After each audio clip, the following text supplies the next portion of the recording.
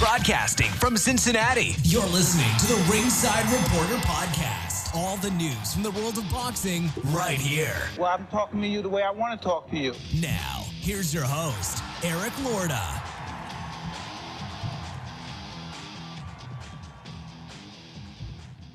And we are live. Welcome to the Ringside Reporter Show, where we talk about the latest boxing news. If it's related to boxing, we'll talk about it right here. My name is Eric Lorda, and I'm here with my co-host, Joe Habib, and we have a great show for you today. And if you want to call in, 570-530-8316. Let's get it started with last week's action. Last Sunday, Paramount, Zuffa. We had Brandon Glanton versus Jai Opetaia for the inaugural Zuffa cruiserweight title. Jai Opetaia beats Brandon Glanton by unanimous decision, 119-106 on all cards. Opetaia looked good. You can tell Glanton was trying in there, but he was just on a different level, man. These guys were just really on a different level. With the win, Opetaia becomes the first Zuffa cruiserweight champion.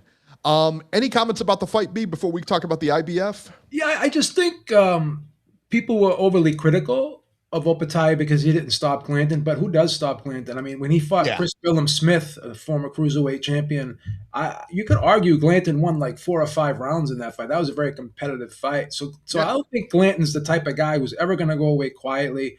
And I think Jai did show another wrinkle in this fight. We never seen him spend that much time deep in the pocket like that. He was fighting very effectively on the inside, particularly with his uppercuts and body work. And it was nice to see the variation, and it just showed how well-rounded Jai Opetaia is as a fighter. So he's not just a kind of that sniper from the outside that shoots that left hand down the middle and gets you out of there. He can grind it out up close when he needs to. So it'd be interesting to see, how this cruiserweight division, when all the smoke is cleared, who's going to be standing at the end of it. I mean, I just think that Benavidez. Yeah, I think the division's interesting. Yeah. I think Benavidez walks the division. A lot of people agree with you. Like, even without Benavidez having one fight at cruiserweight yet, everyone, like 80% of the people think he's going to be the man. So yeah, because he wants it. Because he goes out there and he calls out the big names. The big names don't want to fight him. What's his Dimitri Bivol said that he wants to fight. He's got some fight coming up, and then he's going to fight Beterbiev. Then he's going to fight Beterbiev again for the third time. I don't need to see it a third time. Yeah, be honest with you, I didn't need to see it a second time. No, you've been consistent on it. You're not a big rematch guy, and No, but I mean, the fight was what it was. I mean, it was the same. You watched the same fight twice. The fight really could have gone either way. They're kind of chess matches. When these two guys fight, you're never going to get a barn burner because they're not excited. Guys respect each other so much because of the skill. When the skill level is that high, no one wants to make the first mistake, and that's how that fight kind of plays out. And that's what it looked like. When you wind them back and everything, that's what they both look like. And that's the beautiful thing about Crawford. Crawford will take chances no matter who he's in there with. Like it's crazy in that Canelo fight that he needed to dig out those last 2 rounds in order to win the fight because it would have been a draw. That's insane to me, by the way. A lot of guys in that position, like I don't want to get on criticize him, but a guy like Vasily Lomachenko who likes to sit on a perceived lead. He would have probably took the last round off, and then he would have been a draw. It would have been a draw, right? I mean, he could have lost, and then he would have been mad. Shout out to Crawford. I know people. Let me tell you what, that fight was not close. I had it 9-3. Some people had it 10-2. Right, and that fight was not close. But all three couldn't determine a draw. I think 2 judges had it 7-5, and 1 judge had it 8-4, if I'm not mistaken. So that's crazy. What it is. Crazy. That's insane. Just insane. Let's see here. The IBF stated that they were going to strip Opetaia if he went through with the Zuffa fight, right? For the Zuffa title and everything. Yeah. Well, clearly he went through with it. And the IBF is now put out a statement midweek saying they're reconsidering. And they're going to do some debating and everything like that. Let me tell you what that translates to is backlash. They got a ton of negative press, negative backlash for that because there was no reason for them to remove their belt from there. There wasn't. That was just a bad thing to do, especially after they had paid the sanctioning fee. They had paid that guy the per diem for the, and then he apparently, according to Dana White, he hopped on a plane and went out of here. didn't even stay, but they paid for hotel rooms and everything like that. They paid everything they needed to pay. And they also paid for his plane ticket, from what I understand. Well, of course, yeah. He was reimbursed for his plane ticket as well. And I'm sure if it was first class and all that other good stuff, or whatever they do. But, I thought that was ridiculous. And, listen, if you're going to strip that title, go ahead and strip it, but give him his money back. Yeah. They gave him, I guess they did give the money back, they're saying. They're saying the money was sent back. And again, people are on this, well, Dana said this, Dana said that. And I'm consistent on it. Just because we don't like the sanctioning bodies, the relationships the fans have with the sanctioning bodies, or at least some of the fans have with the sanctioning bodies, is not the same type of relationship the fighters do. The fighters come at this from a different perspective. They grew up with the belts, a lot of them. I remember fighters, sometimes a fighter would say, I'm not going to fight that guy, or I'm not going to pay this fee. And guys like Larry Holmes, guys like Marvin Hagler, a lot of fighters back in the day would stand up to the sanctioning bodies because they believed that they were the focal point, not the sanctioning bodies. They're out in front taking the punches, not the sanctioning bodies. This is why the WBC is marketing the way they do. Yeah. The WBC is marketing these special belts and hyping up the special, the money belt and everything like that. Yeah. Hyping up these belts because they want you to associate big fights with the WBC, not the two fighters. I remember, like Lennox Lewis, they wanted him to fight Johnny Ruiz, and he said, "No, I'm not fighting Johnny Ruiz. I'm fighting bigger names." And the WBA stripped him. I remember George Foreman, after he beat Michael Moore, they were telling him he's got to fight this guy, that guy in the third, and ultimately he lost all the belts, and he was considered the lineal champion, but he was still the man. He was still making big money. So again, this is cyclical. Right now, we're going through a phase where like the belts are at the height of their popularity. But there was a time when a lot of people, and I remember not too long ago, when fans would constantly criticize and shit on the sanctioning bodies. But now all of a sudden, people want to pick a side, and now I guess the sanctioning bodies to a lot of people are considered the lesser of two evils. Now that Zuffa Boxing is in boxing, they've made their presence known. So now, people are picking a side.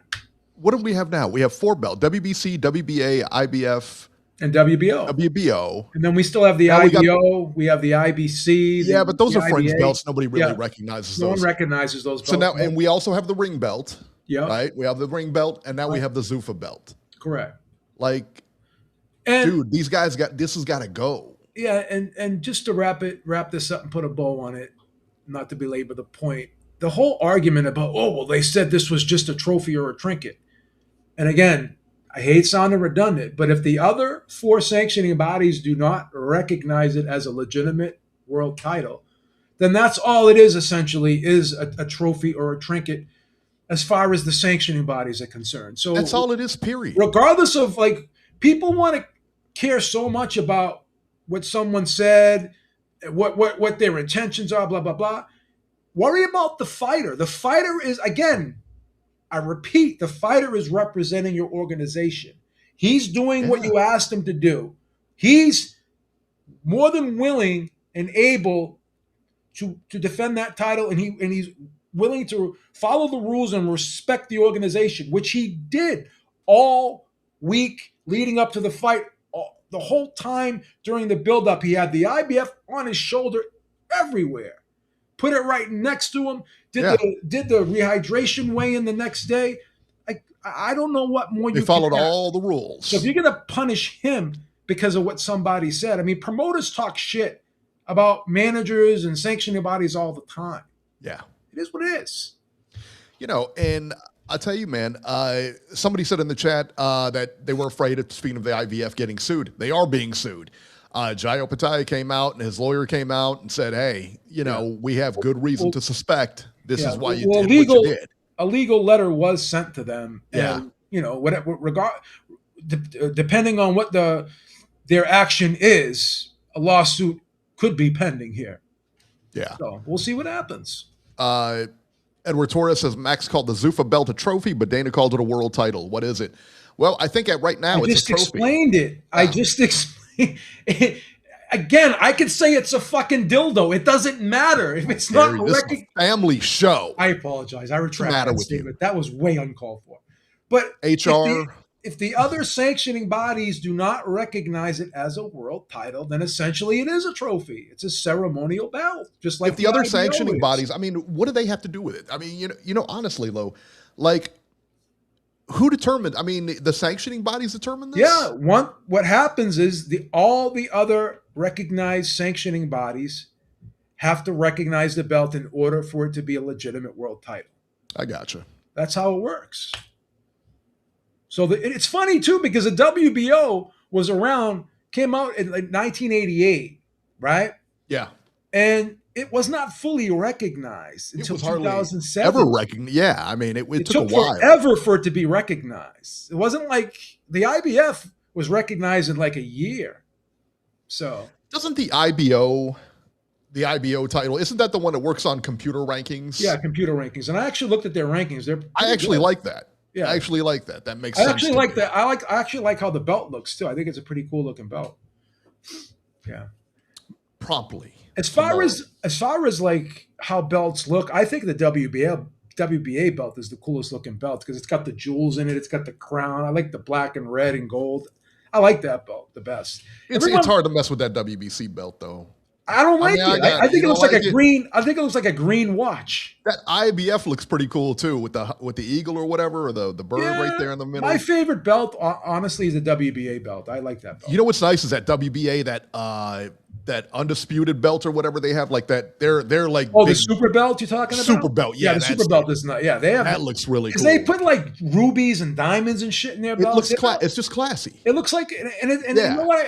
And it's the oldest. It's the oldest sanctioning body. You know, it was 1921. Can't go wrong with it. You know. I don't know that WBC belt, man. They make the best belt. The WBC. A lot of people love that WBC belt. I don't like it. I think it looks like a green watch. You didn't like the? Let me ask you. I like their specialty belts. Their specialty belts are pretty good. Most of them. I don't know. You didn't like the Union Jack? I just think that. How dare you? I think they're cool. I think they're goofy belts. I'm just sorry. I've never liked the WBC belt. But you know what? Everyone says it's their favorite belt. I don't. My favorite belt is the WBA belt. I love how the WBA belt looks. My favorite is the Ringside Reporter belt, but that's just me, you know.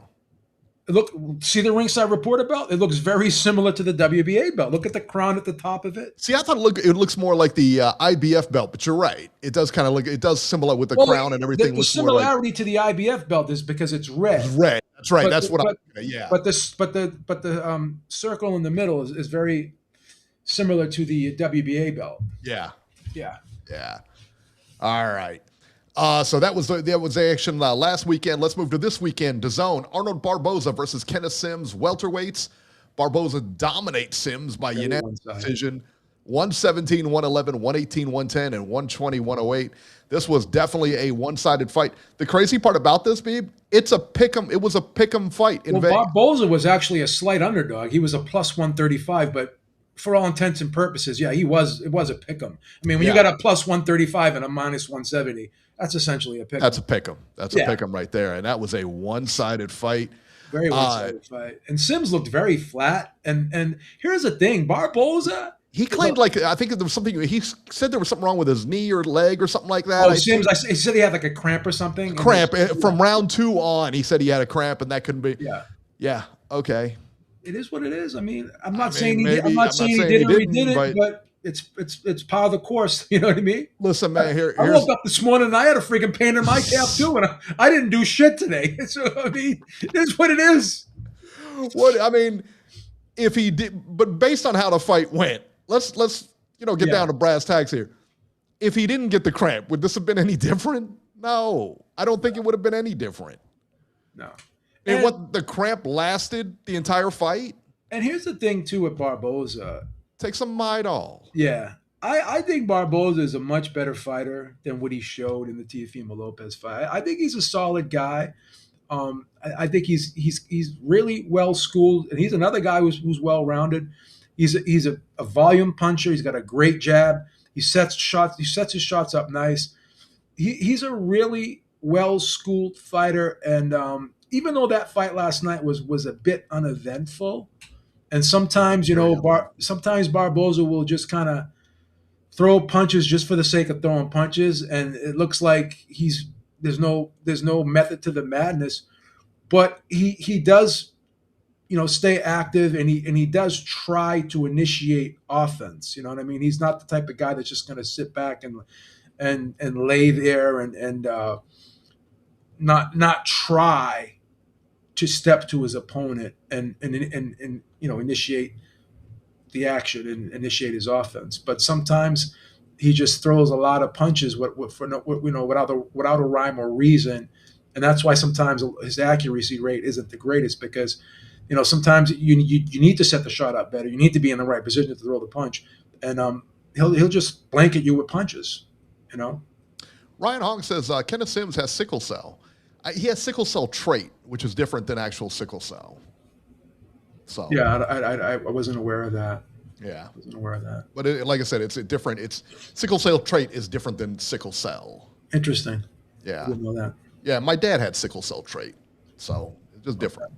Gotcha. Oscar Collazo versus Jesus Haro. For the WBO and WBA strawweight title, Oscar Collazo smashed Jesus Haro by TKO after Haro couldn't come out after the 6th round. One-sided. What was it? The Golden Boy card last night, man, it wasn't the greatest. It's a De La Hoya special. Yeah, it wasn't the greatest, And you could argue the Zuffa cards don't always have the biggest names on them either.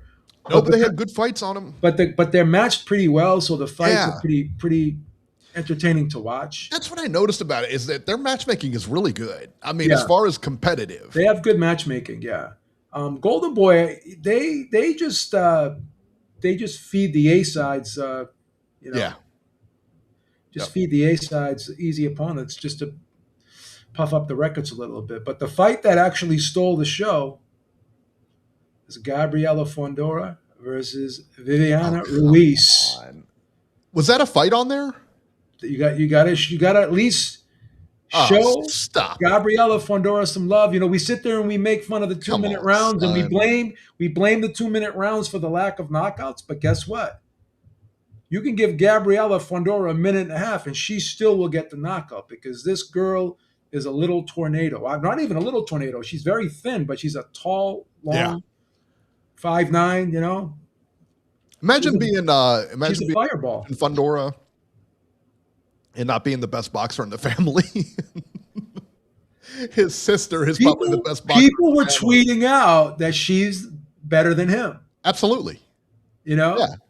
Absolutely. She's undisputed, Yeah, she's clearly better. She's going to be right? She's going to be a multi-weight. Well, she's more accomplished for sure. She's scores tons of knockouts. She's very exciting, very fan-friendly, and the crowd loved her. She's 18-0 with 10 knockouts, so yeah, you gotta like that, man. And you don't see the lighter weight classes with that many knockouts. But she's got some.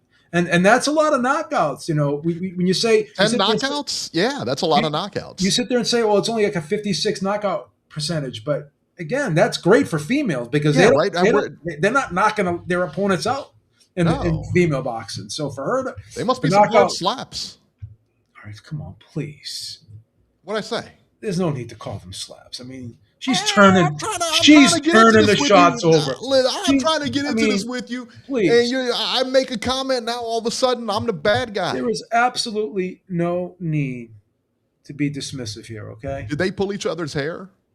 Oh, my God. They have gloves on, Eric. I mean... Well, you can still grab. I mean, let's be real. Let's be real here. Oh, come on, man. There's no need for this. I just can't ask questions now. Well, I guess that's where I am. I can't even ask questions on this show. These are not questions. These are well-crafted ad hominem attacks. These are well-crafted ad hominem attacks on this young lady who does not deserve it. By the way, who is this young lady fighting? One of the Golden Girls, it looks like. They had a 20-year age gap. No, she was she's old. Did she come out in a walker? I mean, there's no need to be an ageist now. I'm just asking. I don't know. People. I mean, we're I don't know that I've ever seen anybody that old. We're old. I mean, Well, right, but we're not out there boxing. That's true or not. That's all right. Killing me today. You don't see us out there, you know? No. All right, while we're on the subject of Beeb being wrong, all right, look, so Beeb calls me up today, and he says that he thinks Chuck Norris would beat Bruce Lee.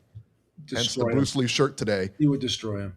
Oh, you put the Bruce Lee shirt on? I told you. That's what I showed you before the show. Oh, how dare you.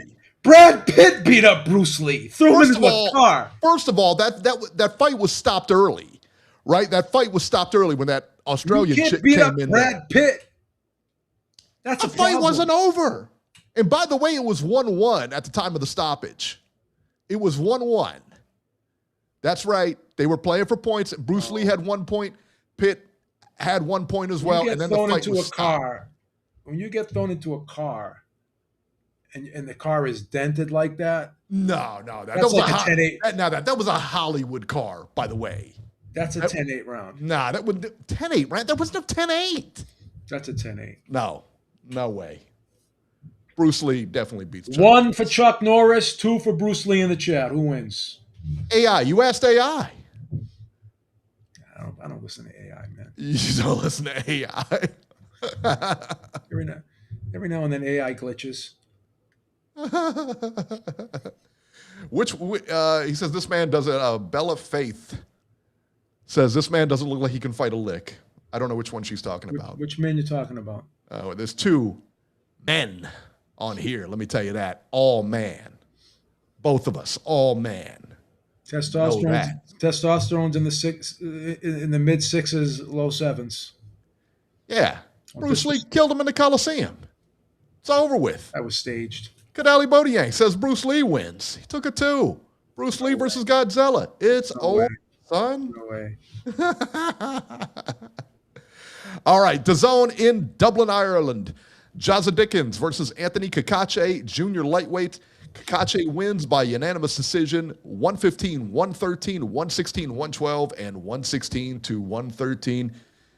Beeb, what did you think of this one? A lot of people were complaining about the scoring in this fight, and there were some people that actually thought Jazza Dickens won. Now, again, a fight can be competitive and still have a clear winner. I do think Cacace won this fight. It could be a 7-5, 8-4 type fight his way. Some people saying, oh, well, Dickens should have at least got a draw. There is no at least get a draw, okay? Nah. I thought that Cacace won the fight. Dickens had some moments. He was aggressive. He was pushing Cacace back at points. And Cacace had to kind of reset a little bit, you know. But I do think Cacace was landing the cleaner blows. I thought he was landing the harder shots. And you could see that his punches were having more of an effect. And again, Jazza Dickens was only successful when he was up close, and he had a hard time getting there because he was eating jabs, you know, and he was eating backhands. So again, I just think that Cacace was just a step ahead. Now, again, the DAZN commentary was very biased. Like the way they were talking, like this was like a blowout. Oh, what are you talking about? Sergio Mora? No, this was the UK guys. This was the UK guys. They're worse. You know, like they're worse. They're worse than the regular DAZN crew. No, they are because they're good, but they're biased. Yeah, they who calls those fights? Who is it? Carl Frampton. Who's the other guy? I think fuck is his name. Is it Bunce? It's not Steve Bunce. No, it's Carl Frampton, the middleweight champion. What the hell is his name? I know them, but I can't. I'm drawing a blank here. Oh fuck! But yeah, you got Adi Adedipo there too, which I'm not crazy about him. You got Tony Bellew's there. He's there. Friend of the show, Tony Bellew. Yeah, but some spec on his name. But yeah, I do think Cacace won the fight, but you know it was competitive. But people don't like scorecards, so then all of a sudden, when they don't like the scorecards, they try to call robbery. I don't think this was a robbery. I thought the right man won the fight. You know. Yeah. So Darren Barker's the guy I'm thinking of. They got Darren Barker. They got Barry Jones. I like Barry Jones, but you know they're a little biased sometimes. You know. They're a little biased. I think Tony Bellew's definitely biased. But Adam Smith, he's okay. He's a legend in the UK for broadcasting, but for some reason his voice just gets on my nerves. I don't mean to be mean or disrespectful. That is just, but you are being mean and disrespectful. Well, I'm trying to put, Tony Bellew biased. Is that what you just said? Oh, Tony Bellew's wicked biased. Friend of the show. Tony Bellew. That's why they took him out of the booth, because he's so biased, and they put him like in the back, so he just does like that. They put him there because that's what he requested. They didn't take him out of the booth because he was terrible. I have that on good accord. Why do you think that he requested to get out of the booth? Because he acknowledged his own bias. No, he didn't acknowledge it. He acknowledged his own bias. No, he didn't. I had a private conversation with him. He knows it. I had a private conversation because he's a friend of the show. He is a friend of the show. You did a good interview with him too. He was awesome, man. He really was. He was great. My favorite person on the team though is I like Darren Barker. I just like when someone lands a good shot, he goes, "Oh, a lovely blow. A lovely punch." I don't mean to be disrespectful, but let me disrespect. No, I mean, you got to respect the guy because he's been around a while and he's a nice guy and everything. But his voice just gets on my nerves. His voice. I don't like his voice. You're a child. What's the matter with you? You don't like his voice. All right, let's talk about Cacace's last 4 fights here, man. Think about this. In 2024, all the way to now, Joe Cordina, win. Josh Warrington, win. Lee Wood, win. Oh, yeah. Jazza Dickens, win. He is on a tear right now, man. He is. He looks good, man. He really does. Yeah. And he's fought some really good guys. He's solid, man. He's definitely solid.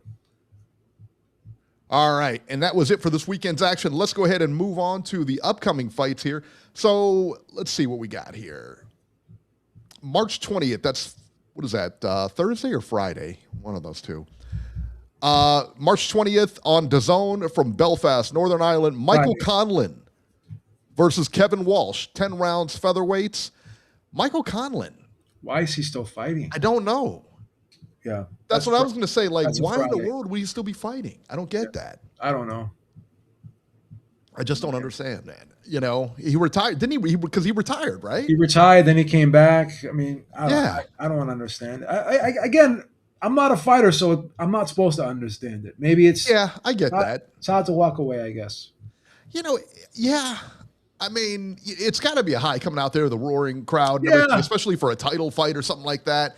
And you go to the training camps. The training camps give you kind of like a sense of purpose. You know, and Conlan being an Olympian, you know, being an Olympian and stuff like that. I mean, this kid has been in it since he was little. You know what I mean? So it's something that you do every day. It's something that he's done for the past. It's got to be hard to get out, right? Yeah, it's tough. Just from sheer, like, you know, now I'm retired. Now I got to go find something else to do. Like, Donaire is another guy that needs to step away. He just... Yeah, he's fighting again, right? I think he just lost, if I'm not mistaken. Did he? Yeah. Look him up real quick. Let me see, because he was supposed to fight. Let me see what happened here. Let's see. I got him. I think he got knocked out in the 7th round. Yeah, he got knocked out today. Yeah, he got knocked out in the 8th round by Rico Masuda, who was 9-1. Yeah, he needs to hang it up. Yeah, he just got knocked out by a guy who's 9-1. He's 43 years old. I mean, oh my goodness. Yeah, what? Christ. 1, 2, 3, 4. He's lost 4 of his last 5 fights. Yeah, he's done. Yeah, he needs to hang it up. Yeah, Lee Wood did beat Conlan viciously, but Conlan was winning that fight. Conlan was winning that fight, I believe. Yeah. I had him up on that on the card. That was one of the best fights. I'd tell you, that was the fight of the year. That was a great fight. That's another thing with Lee Wood. Lee Wood is a very, very entertaining fighter. He's another guy who's really, really skilled. Another guy that's very versatile, can do a lot of things in there. Can punch, can box, can counter punch, mid range, outside, inside. He's just all around. He can switch. He can switch too. That guy can do. There's not much that guy can't do. You know. Yeah, I agree. He's one of my favorite fighters. March 21st, Orlando on DAZN. Carlos Adames versus Austin Williams, 12 rounds for Adames's WBC middleweight title. That's a very interesting. That's a good fight, yeah. That's a good fight, yeah. I'm looking forward Omari Jones versus Christian Gomez on the co-main, 8 rounds junior middleweights. And then who is Terramona? What is that? I don't know. Versus TBA. I don't know who that is either. I don't know who that is, Eric. You know how, like, I mean, that can't be an advertisement, I don't believe. It's, you know how, like, CPK Freshmark. Oh, yeah. Well, now, where is that fight? Orlando. Yeah, see, I don't know. Yeah, I don't know. Yeah, because, what is it? Freshmark was fighting tonight. I think he's fighting tonight, or maybe he did fight. Let me see. Yeah, because that was a Nonito Donaire card. Yeah, that was from Japan. So that took place this morning. Yeah. Yeah. So... yeah, so not too bad. That one's not a bad fight. Who's promoting that? Is that a Golden Boy or is that a Matchroom? Who's the headliner on that one? Adames and Austin Williams. I think that's a Matchroom. Matchroom, yeah, wow. Yeah, because Austin Williams is managed by Matchroom. Gotcha. And then that's it for this weekend. But the following week, March 28th, Las Vegas on Prime Video, pay-per-view, Sebastian Fundora versus Keith Thurman, 12 rounds for Fundora's WBC junior middleweight title. And it is not a pay-per-view card. The Yoenis Tellez versus Brian Mendoza, 12 rounds junior middleweights. Yoen Lee Hernandez versus Terrell Gachet, 10 rounds middleweights. And Elijah Garcia versus Kevin Newman II, 10 rounds super middleweights. Yet not exactly what I would call a pay-per-view caliber card. I mean, again, American boxing is shooting itself in the foot. Awful. Then if Golden Boy falls by the wayside, Top Rank does have a lot of talent. But the thing is they're fighting on other people's cards. But credit to them, they're staying busy, and they're in big fights. But what is Top Rank going to do? Well, I'm curious to see when Conor Benn fights. Yeah. What happens after the fight? That's number one. Yeah. The way Eddie's talking about him, I don't know how he's going to go back to Matchroom after that. I think that's beautiful. Yeah. I mean, they were real close and everything, but he signs with somebody else, and all of a sudden, you guys fell out.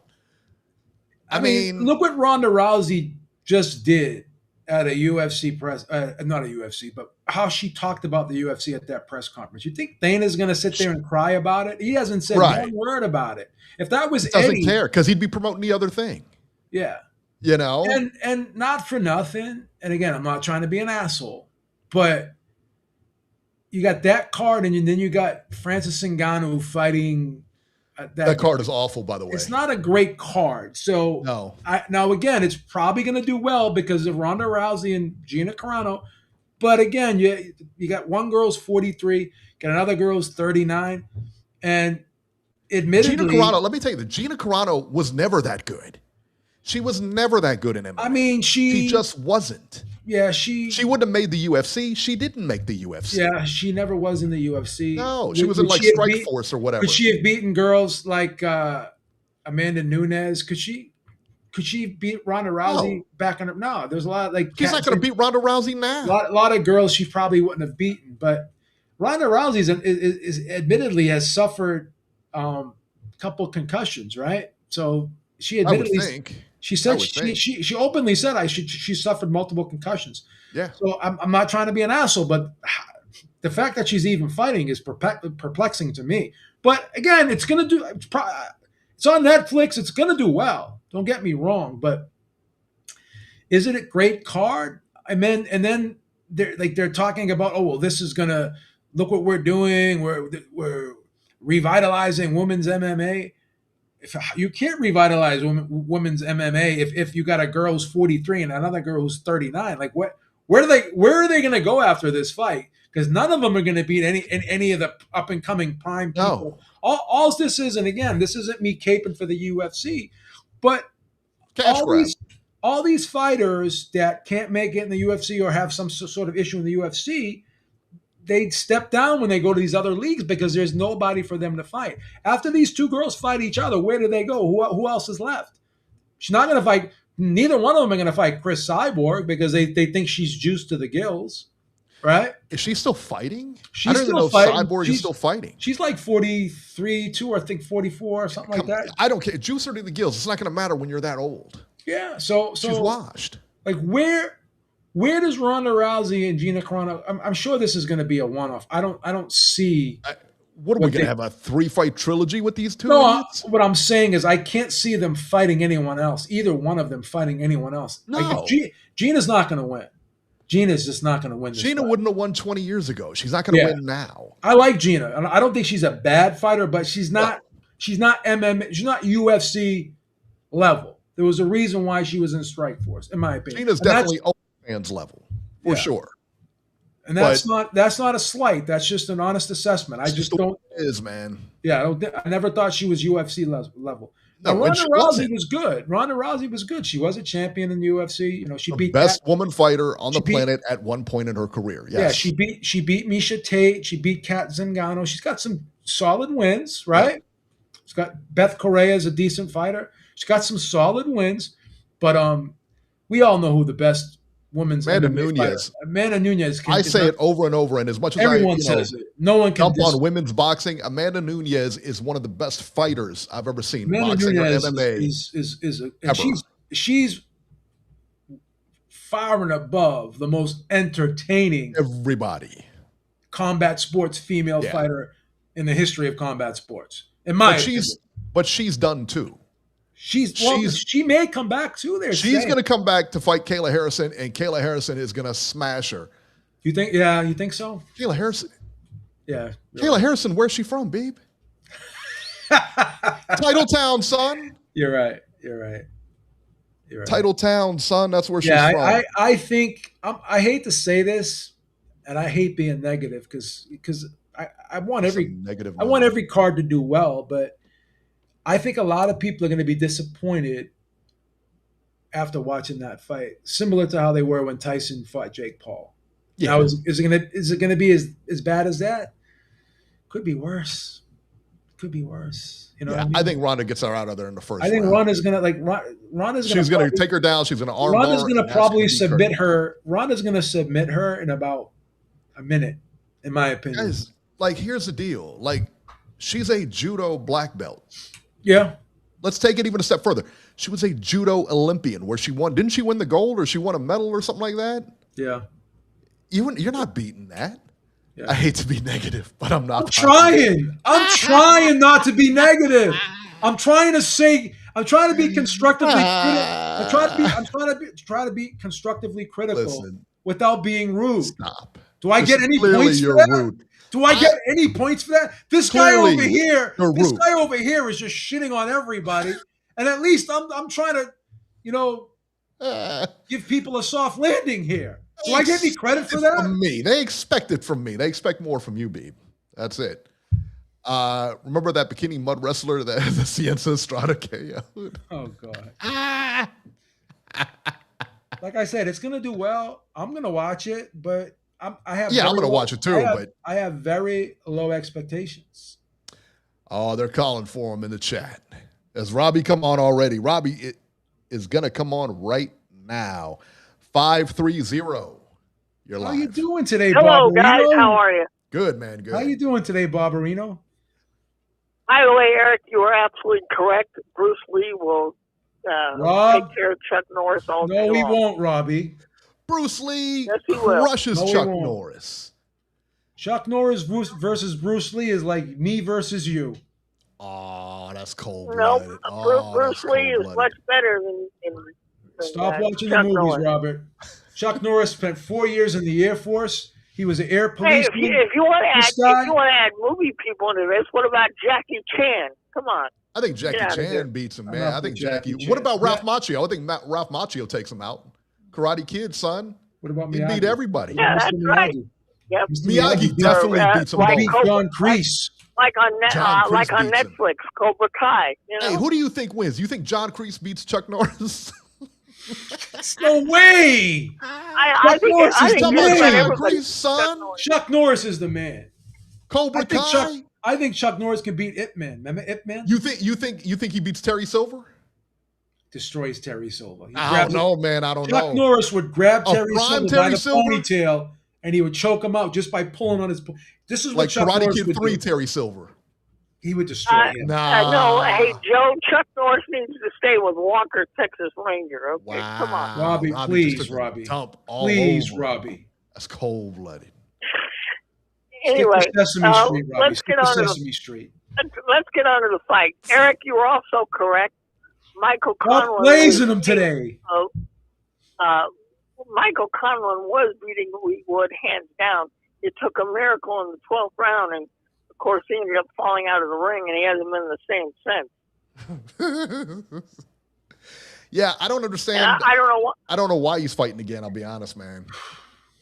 No, I have no idea. That's a guy that should not be fighting anymore. I mean, he had a decent pro career. I mean, yeah, he did. Anybody, let me tell you this, and if you don't think he did, ask yourself this question. Would any of us trade places with him and be Absolutely, a champion Olympian? Yep. Yeah. Yep. Yeah. So clearly he had a pretty good record. He's a good pretty fighter. Good career. Right. He's a great fighter, man. People take a few losses and everyone wants to get rid of him. Like Robbie's known for that, like telling people they need to find something else to do. Yeah, Robbie always does that. He just shits on by everybody. By the way, March 28th next week is going to be really bad because we have 2 pay-per-views next week. Not only do we have the Fondora pay-per-view, but we have the Magnificent Seven with Itama and Franklin at the head of it. That's not a pay-per-view. That's a pay-per-view, Robert? No, it doesn't. Yes, I don't even have it listed as a pay-per-view on here. And go look on people, the DAZN. Go look on the DAZN website. You'll see it's a pay-per-view. No. Keep them going. I'm going to go check this out. Yeah, that's crazy. Robbie, when you gonna buy the Ultimate, Robbie? I'm going to buy it when I get paid in April because I have to renew my subscription anyway. Robbie said he's getting paid. He's waiting for his ladies to come in with that money. Matter of fact, now I'm not. I like DAZN, but they've got back-to-back pay-per-views because April 4th is also a pay-per-view with Wilder Robbie, and Chisora. See how bad they are? Robbie could save a lot of money if he just pays. What is it, Robbie? $450. What is it? $450 for a year? It's $450 for a year. Yeah. Now, I got it right here. It just says sign up. It doesn't even say anything about a pay-per-view on it. How much do you have to pay a month, Robbie? Robbie, how much do you have to pay a month now if you don't buy for the year? It's $45 a year. Well, I mean, $45 a month. So $45 a month, right? Yeah, it's just a subscription fight. It's not a pay-per-view fight. So Robbie's got to pay $540 a year because he's not able to pay the what is it, Robbie? $450 up front, and a lot of. I'm going to try to pay the $450 because I don't want to pay the $450 a year. Robbie, pay the $450 up front, Robbie. Don't do that, man. Don't save your money, man. That's crazy. But no, $450 Joe speed.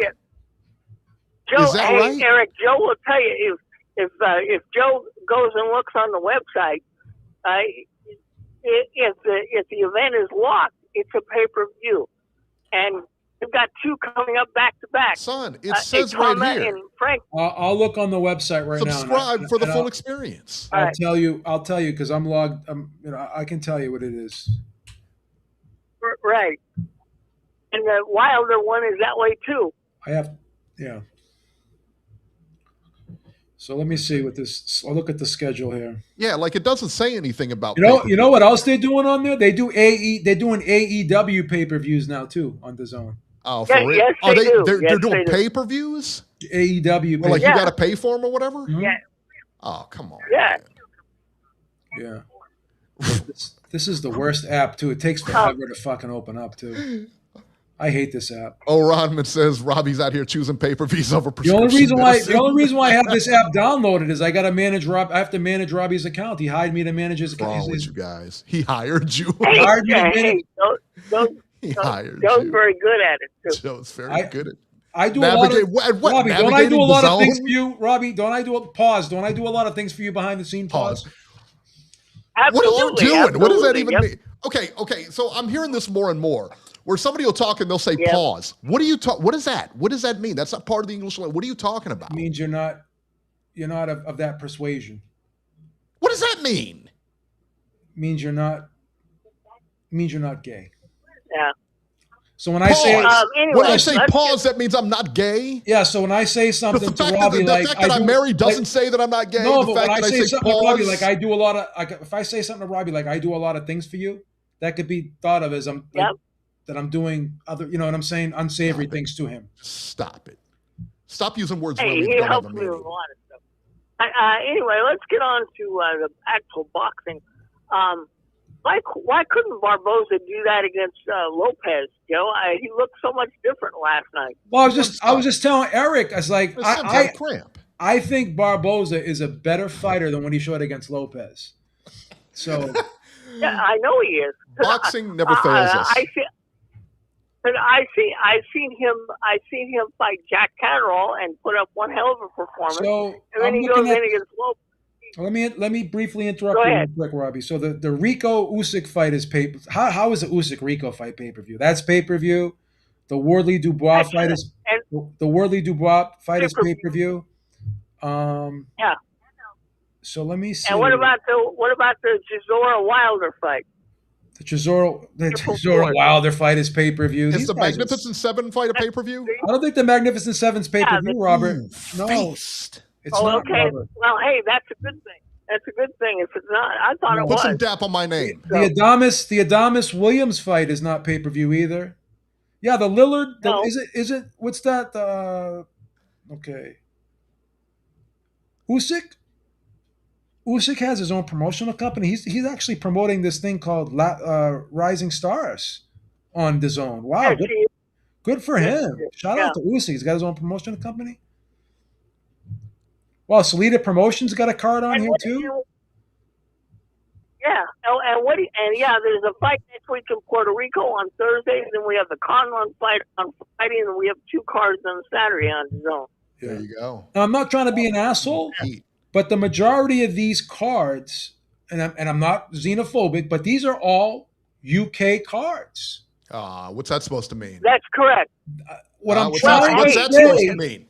What I'm trying to say is a lot of American fight fans don't know, or they don't know these guys. They're not household names. Like DAZN is geared towards the UK. It's based in the UK. It's geared towards the UK. That's why if you're American and you buy it, it's so expensive here because not a lot of people buy. They don't have a lot of subscribers over here, so in order to cut their losses, they have to gouge us. Yeah, I would agree with that. It doesn't cost a lot. DAZN doesn't cost a lot in the UK. Remember, Joe, if you're gonna buy this app, I'm talking about DAZN, you have to be an unboxing aficionado like we are. You have to know. To know everything there is to know about the sport in order to follow what fights they have. You know, this is not designed for the casual fan. The Zuffa stuff, because it's on Paramount Plus, a lot of that is going to be designed for the casual stuff because they're going to have a lot more easier access to it. And there's going to be more American fighters than anything else. All right, Robert, before we get you out of here, Boxing 9741, thank you so much. We appreciate it. He wants to know, Robbie, did you like the Turning Point USA halftime show? Come on, leave the kid alone. I'm not going there. I didn't watch either one. You watched it? No. I don't pay attention to that. Who was the guy? Who was the guy at the halftime show? Who was the guy? The Puerto Rican dude? Kid Rock. Bad Bunny. Not Bad Bunny. Bad Bunny for the regular, and then Kid Rock for the Turning Point. I know that. But I didn't watch either one of them. You watched the Bad Bunny one? No, I didn't watch either one of them. Oh, that's messed up. All right, Robert, we're going to put you back on hold here. Stay on. Lost. All right. You said get lost, man. That's cold-blooded. Get him out of here. Oh, that's mean. There's just no reason for that. He's kissing your ass too much today, man. I don't like it. You're going to get a text in 5, 4, 3, 2. All right, news and rumors. The WBO and the WBA are fighting with the WBC over belts. Zurdo Ramirez and David Benavidez will be fighting for the WBA, WBO cruiserweight titles. The fight is scheduled for Cinco de Mayo weekend, May 2nd. The WBC has come out of nowhere, interjected themselves into the mix, and decided to make a special belt for the event. The problem Right. The problem is that the WBC is not even in the event. They're nowhere to be found. Neither fighter is a WBC cruiserweight champion. I don't want to hear that David Benavidez is WBC anything. All right. This is from Lance Pugmire. The WBO and the WBA are expected to submit letters Friday to Golden Boy Promotions, Oscar De La Hoya, Eric Gomez, and Premier Boxing champions Tom Brown and Louis de Cubas Jr. expressing their dismay. If the WBC belt is to be fought for, according to the letter, the WBO and the WBA will not award their belts to the winner. So basically, they're going to take away the sanction for it. Good. I agree. I can't stand the WBC. They're my least favorite sanctioning body. They think they're more important than the event. I think the belts are starting to think that they're more important than the event. Yes, Mauricio is shameless. I agree with you. What a slime. It's a joke. Way to work your way in there into a fight that has nothing to do with you. Yeah. Or an event that has nothing to do with you. That's right. Now they're talking about the WBC instead of talking about these fighters. It's ridiculous. Last night was interesting on the Golden Boy telecast. De La Hoya actually gave an interview last night during the telecast basically stating that he doesn't think he can work with Virgil Ortiz and definitely not his manager. How does this exactly work? Because Ortiz is still under contract and you got a promoter here, right? You got a promoter here saying that I can't work with my guy, but he's still under contract until 27 or 28? But here's the thing, Eric. There's going to be an arbitration. So someone's going to listen to both sides and they may make a determination that the things that Virgil Ortiz and his team are saying, meaning that they're not giving us the caliber of fights that they promised. They don't have a television deal. And as a result of not having a television deal, they can't get us the caliber of fights that they promised. They can't keep us as active. So we'll see what happens at the end of this arbitration. Because Golden Boy is not out of the woods, No, they're not. They're claiming victory here a little bit too early. Yeah, they have to go through arbitration. Yes. And listen, if you have a guy, and if I'm the lawyer, and if you don't hear anything out of Ortiz's side, nothing, and let me tell you what, if I'm a lawyer, right, if I'm Ortiz's attorney, I'm writing all this stuff down. Yes. He just went on TV, said he couldn't work with us. Yes. He just went on TV saying this, saying that. Then I have, my backups that, Virgil was offered $12 million, 8 to $12 million for the fight. Oscar was going to offer him $3 million. That was from the manager. I got a question. Where are all the Ali Act activists? We have promoters. Nobody understands the Ali Act. That's why you're not seeing that. Nobody understands it. We have all these promoters right now. Not all. We got guys like Eddie Hearn saying he doesn't want to work with Keith Conley. We got guys like Oscar De La Hoya saying he's not going to work with Rick Meridian. You're not supposed to be the manager. The fighter is supposed to have his manager, and his manager is supposed to be allowed to negotiate on his behalf. So you can't be the manager and the promoter at the same time, I thought, right? But then the loophole is, I'm not the manager. I'm the promoter. I don't have the manager's license. But this is why I'm so indifferent when it comes to this act, because it's virtually unenforceable. Yeah. It's unenforceable. Yeah, it is. It's just unenforceable. It is. Lucas Balchunas, 1272, thank you so much. He says, I love Ringside Reporter because we are all older men. I am almost 52 years old and was thinking about having a penile implant surgery. Oh, no. Joe and Eric, how was the surgery? Was it painful? No, don't ever. I don't do Wasn't that painful, stuff. Beeb? I don't do that You stuff. thought it was okay? No, I don't do that stuff. Please. I'm gonna make an admission here, and I don't even believe I'm gonna do this. I had penis reduction surgery. It was too big. And I was like, listen, man, I went to the doctor. I said, listen, I like it. The ladies like it, but I'm carrying this. I'm about to, my knee is hurting and everything like this. I got to carry this around. How do you think I feel? Oh my God. And my doctor was great. Everything turned out wonderful. And I couldn't thank him enough. All right. Richard Torrez Jr., Olympian, heavyweight, versus Frank Sanchez is postponed. A knee injury to Frank Sanchez will delay this fight. It is going to be rescheduled at a later date. Yeah, the fight's like March 28th. And he's just like got an injury. So I actually thought it was Torrez was the one with the injury. It wasn't. It was actually Sanchez with the injury. And he already... Which makes sense. Sanchez was like 90. He already had issue with his knee before.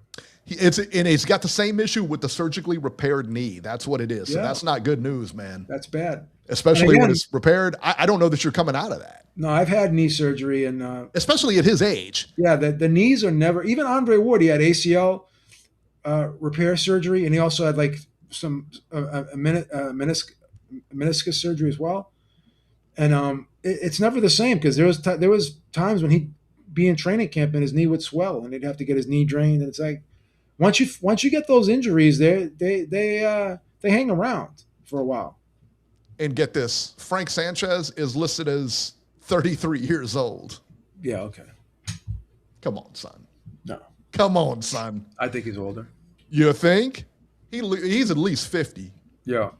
At least. I don't know if he's 50, but he's older than 33, I would say. He's older than 33. Come on. I would suspect. How's that? Claressa Shields was on a podcast with Shannon Sharp and Ohio's own Ocho Cinco, and she stated that she could beat Rolly Romero. This is the same person that was knocked silly in a gym by that one dude, and then she brought up a whole kind of bunch of excuses talking about this guy. That one dude was knocked out by Rolly Romero. The second round. Yes. Yeah. And then he said, I guess she said, well, he took padding out of his gloves. Yeah, okay. All right, man. All right. There's a difference. Listen, there's a difference between worn sparring gloves and taking padding out of gloves. Stop it. You think he took padding out of his gloves to box you? No. That's what you think? And here's the thing with those gloves. You know as well as I do, when you use them enough, the padding moves around. It's the way it is. Listen, man, when you get a new pair of, like, say, Reyes gloves or Everlast gloves, whatever, they're padded up, they're nice, they feel good. But once you've been fighting, once you've been hitting the bags and sparring and everything like that, they start to compress. You know what I mean? They start to compress. Yeah. It's not the same. And it's not the same, but that it doesn't have the same impact as you taking the gloves, the filling out of your gloves. No. Stop it. No. And, you know, she's a genius because she's getting a lot of mileage out of this. Everyone's talking about her. She's doing a lot of interviews. She's getting her name out there. She's good. You know, it's good. It's something that's laughable that I can't believe. I can't believe everyone's still talking about it, but credit for her. She got her name out there. If she was more likable, right? If she was more likable, she'd be a star. Yeah. She'd be a superstar. I mean, she was on the Shannon Sharp podcast. That's not a small podcast. You know? No. Who else was she talking to? She was on talking to the guys over at the ring. So she's making the rounds. Yeah, making the rounds, man. It's what she should do. Good for her, I guess. Still not going to watch her fight. Yeah, I don't even think I watched that Frank Sean Cruz fight. No, I didn't watch it. I didn't watch it. So Tank Davis and Pitbull Cruz are in talks for a rematch. We'll see. The two fought back in 2021. That was 5 years ago. Why exactly are they having a rematch? I have no idea. Check this out. Since April of 2023, Tank has fought exactly 3 times. And currently, right now, he hasn't fought in a year. Dude, like either you're going to do this or you ain't going to do this. And he's still wrapped up in court stuff. And he's still not stripped by the WBA. Yeah, go figure that one out. And these idiots want to defend the sanctioning bodies. Of course they do. And this guy, he was running from the law, right? Yeah. Like, why would you want a guy like that? He was on the run. He was on the lane. Like he left. He boated. Why would you want a guy like that holding your title? You want a guy like that representing your world title belt. Yeah, could you imagine? Raleigh, Eric Tripod Lord. We're going to leave that one up, son.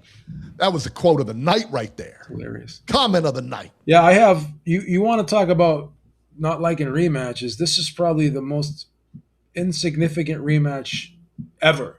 Yeah. I mean, why not? No one needs this. No one wants this. Fight the guy, Lamont Roach, the one that beat you. Fight him. Yeah. That's the fight you want to see. That's disgusting. I don't want to see. I don't want to see the other one. Well, fight him. Yeah. And finally, a shout out to the UK.